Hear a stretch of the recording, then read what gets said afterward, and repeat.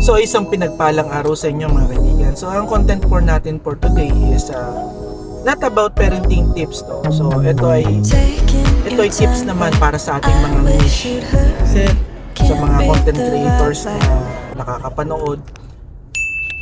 Kasi ako dati nung nagsisimula pa lang akong maging content creator. As a matter of fact, nagsisimula pa rin ako hanggang ngayon, no? Wala pa akong nararating. Yun. Pero nag-iisip ako, sabi ko, kailangan kasi kapag niche, very natural ka eh. Kailangan lahat ng sasabihin mo is hindi mo na pag-iisipan, parang kusa na lang lumalabas sa iyo, no? Kasi na-experience mo at napagdaanan mo. Yan. So, kumbaga, itong niche na sinasabi ko is halimbawa sa akin.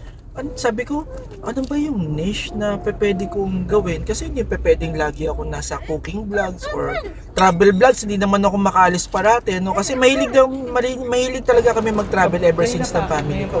Saan kami napupunta. Halimbawa, pag umuwi ako galing abroad, saan kami talaga pumupunta. Pero ngayon di ko magawa kasi nga, unang-una sa lahat is marami kaming trabaho sa bansa kasi misis may negosyo siya. So, shoutout sa misis ko kay Marinela, no? Yung business niya na may business, please i-try nyong subukan yung kanyang siomai na business ngayon, no? Masarap yung siomai niya. Tapos at the same time yung chili, yung invento kong chili na chili jam is na i-partner ko doon sa siomai. So in time, magbubukas din kami ng aming maliit na kainan, no? Itatry namin na bukas ng business na restaurant, ganyan. Hindi naman restaurant, hindi naman malaking restaurant to. So, niche. It's all about niche. Yung niche natin, minsan nahihirapan tayo bilang content creator na mag-isip ng mga magiging content natin, no? Gusto nating mag-cooking vlog. Hindi naman tayong masarap magluto or hindi naman tayong creative magluto, di ba? Magba-vlog ka about cooking, hindi magiging successful. Ngayon kung travel vlog, ikaw hindi ka naman nakakaalis ng bahay, katulad ko, hindi mo makaalis-alis ka, di ba? So, kahit na gustong-gusto nating magagala, sino ba naman tao na ayaw gumala at kukunan mo lang ng video at may memory, pagkakakitaan mo pa, di ba? So, maganda ring niche yung travel vlog. Meron ding niche na pwede kang mag-motivational, inspirational, pwede. Madali lang, no? Basta naging experience mo. Pero kung hindi mo naging experience, mahirap. Parang katulad ng pagiging magulang yan.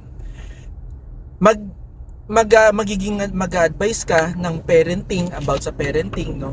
About sa pagpapalaki ng mga bata or about sa paano dapat mong i-nurture ang mga bata, paano mo i-nurture ang mga anak mo, diba? Pero wala ka namang anak, wala ka namang pamilya, diba? So hindi ka magiging successful kasi hindi mo naging experience. So sabi ko, ano ba yung natural way? Dapat yung strong point mo ang maging niche mo. So sabi ko, yung strong point ko na meron ako is yung family ko. Diba? Yung pagiging magulang ko, yung pagiging tatay ko, yung pagiging nanay at tatay namin.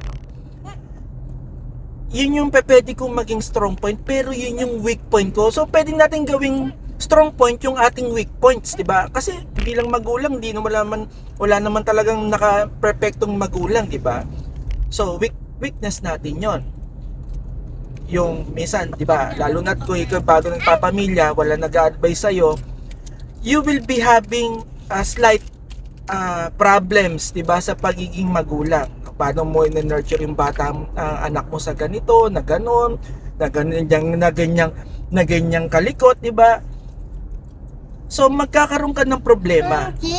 So sabi ko, why not na maging niche ko is about parenting. Yan. Diba? Motivational, inspirational. So malaking bagay, no? So makakatulong pati ako, sabi ko, kasi yung experience ko, disclaimer lang, no? Pero ako, I know I will be having the right na mag-advise kasi I have 7 kids and meron na akong adult na anak, no? Si Audrey. Yun. And si Audrey is I went through a very difficult time nung siya pa lang ang anak ko. Kasi si Audrey po ay hearing impaired, or siya yung kauna-unahan dito sa Pilipinas na may Waardenburg syndrome. So naranasan ko na kinakagat niya ako dito habang yung family ko is nakain na, ako karga-karga ko siya, nililibang ko, kinakagat ako. So yun yung nakita ko, no. Pero ngayon si Audrey, kung makikita nyo, is dalaga na siya, no.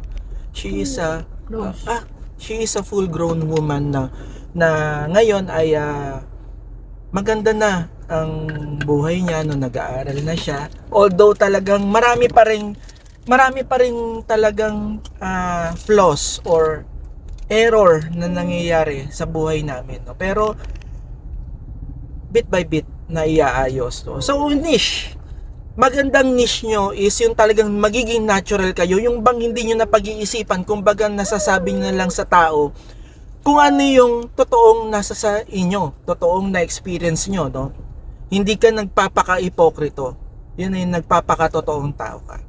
Yan. So, napakagandang tip na masasabi ko sa inyo about sa niche is yung maging natural lang kayo, no? Wag nyong pilitin na maging content creator kung kayo naman hindi content creator. Kasi kung hindi naman talaga, malaking problema po 'yan.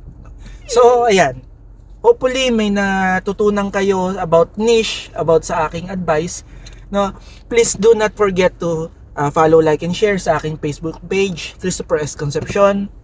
And sa aking YouTube channel, please do subscribe dito sa 7th Love or Us, no? So maraming salamat po, and always please do hit the notification bell, and please do comment para naman sa maging updated kayo sa mga darating pang aking mga vlogs. So maraming salamat po. God bless you all.